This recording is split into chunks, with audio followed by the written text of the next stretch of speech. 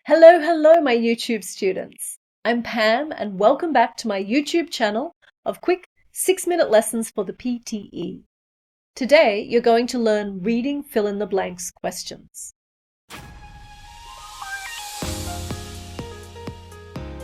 So, today I'm going to teach you some really useful techniques for fill-in-the-blanks. All the techniques are based on elimination. First, you'll learn grammar elimination techniques. You can narrow down your choice of answers a lot with this. Second, collocation elimination techniques. I'll explain what collocations are, how important they are for fill-in-the-blanks, and how to study collocations yourself too. This affects not just your reading score, but your speaking score too, so you cannot miss this. And finally, meaning elimination. A lot of students use only meaning elimination, but I will explain why meaning elimination is actually the least important of these three techniques. Because sometimes you can choose correct answers without even understanding the meaning of the answers. It sounds like cheating, huh? It's not though. It's just good test technique. So please stay until the end for all of that. I'm an English teacher with over 20 years of experience, and I have a PTE score of 90 out of 90. I'm teaching a lesson on every PTE question type on YouTube. So, if you miss any of my videos, please check the playlist on my channel. And if you find today's lesson useful, please click to subscribe. And please also like and comment on my videos. I love hearing from you guys about what you want. I also provide a PTE study course and university preparation course online. It's just 20 minutes of study a day. And you can talk to me directly through live lessons and a student community. Please check neo-english.com. I believe your PTE score will improve really fast. Try a 7-day free trial first. I'm looking forward to seeing you there. Okay, about fill-in-the-blanks. Firstly, look at this question. This is a typical PTE question for fill-in-the-blanks. And do you know why a lot of people fail this type of question? Often people just look for an answer whose meaning matches each question. But actually, there are usually 2 or 3 words whose meaning matches each question. So meaning is important, but it's not enough.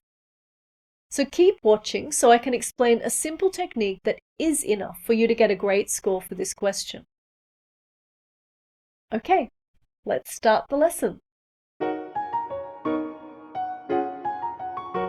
Now there are 4 to 5 reading fill-in-the-blanks questions in each test.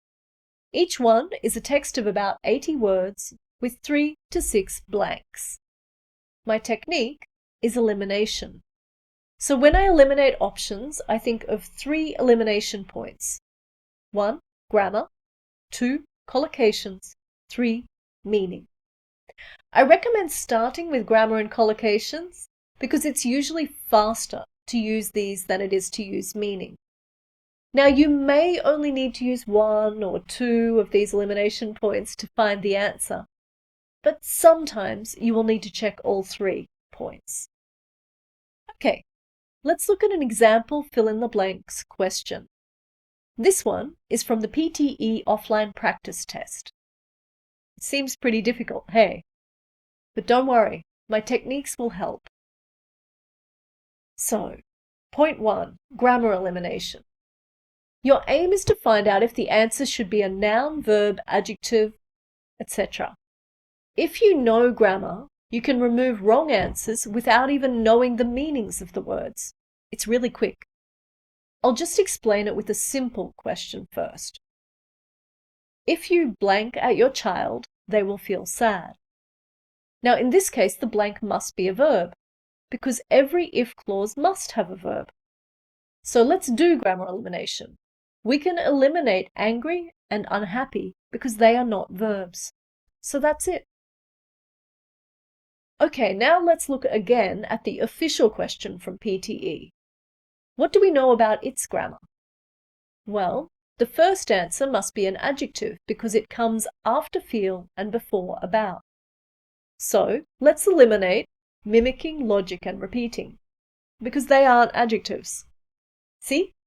Half of the options are eliminated already. Now, point 2, collocation elimination. Collocations are words that go together. For example, the word listen goes together with to. So listen to is a collocation. We never say listen at or listen of. We usually say listen to. Now, other collocations include have a dream and fast food.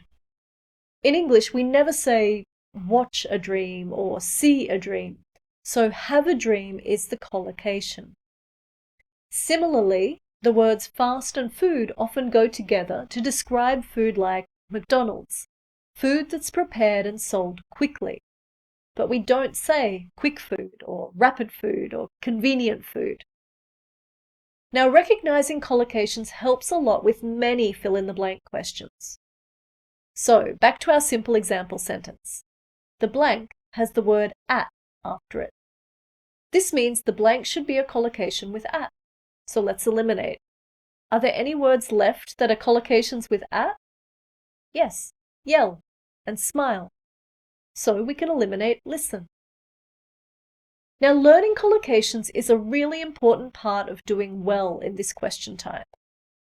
And also, sadly, native speakers may judge you if you can't use collocations properly, especially when you speak.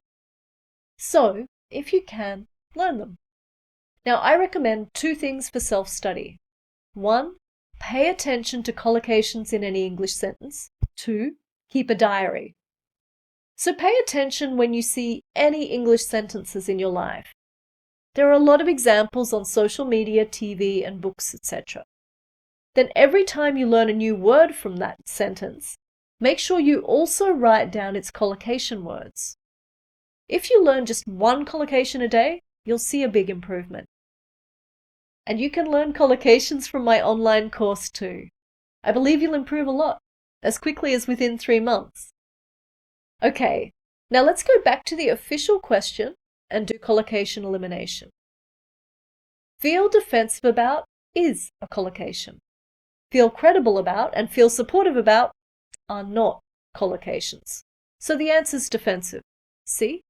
We found answers without even understanding the meaning of the text. But is this just luck? Well, let's check the second answer. Let's look for the second answer. Point 1, grammar. It must be an adjective too, because it's between the only and a noun. So it must be either supportive or credible. Only 2 answers left after just grammar elimination. Now, point 2, collocations. Credible tool is a collocation, supportive tool is not. So the answer is credible. Wow! So you can pass a language test without understanding the meaning of the language? Just like a puzzle? Sometimes, yes. But you do need to know the meaning sometimes. As I said, you might use 3 elimination points: grammar, collocations, and sometimes meaning. So now let's look for the third answer. Point 1, grammar. Now in this case, it's difficult to decide what grammar form we need, so let's skip grammar elimination. Point 2, collocations.